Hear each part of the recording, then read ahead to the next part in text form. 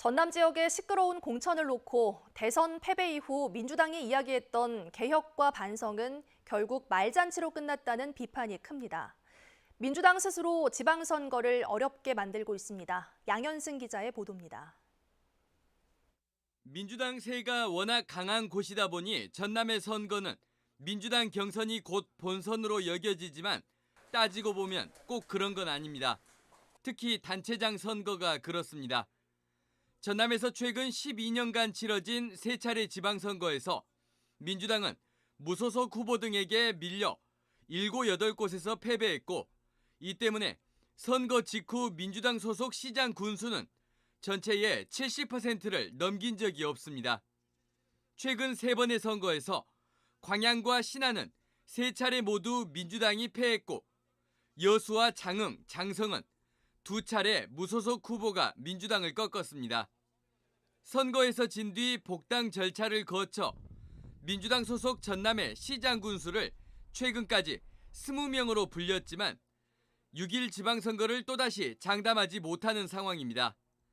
대선 패배 이후 지방선거 승리의 과제로 철저한 반성과 개혁 공천을 약속했던 민주당. 비록 졌을지라도 반성하면 기회가 있습니다. 하지만 지금처럼 우리가 뭘 잘못했냐는 식의 모습을 보이면 지선 결과는 보나마나입니다. 하지만 민주당의 전남 지역 공천은 결국 역대 최악이라는 비아냥만 남았습니다. 민심의 눈과 귀를 닫은 채 정당의 정무적 판단만 앞세우는 모습에 민주당 자체를 성토하는 목소리가 커지고 있습니다. 70대 이런 사람들은 그런 것이 박혀 있어. 근데 그런 것이 이제 뭐 좀 나아지겠지. 이제 이렇게 평등화가 되면 좋지. 너무 지역적으로 몰려 이제 한쪽으로 어디 편 나눠가지고 그런 건 좀 싫어.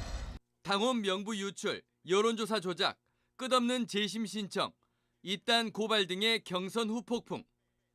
잘못은 있는데 정작 잘못한 사람은 없고 그렇다 보니 당연히 책임질 일도 없고 여기서는 문제가 되지만 저기서는 문제가 되지 않는 이중잣대.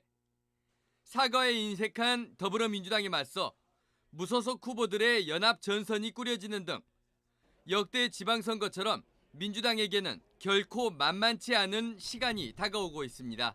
MBC 뉴스 양현승입니다.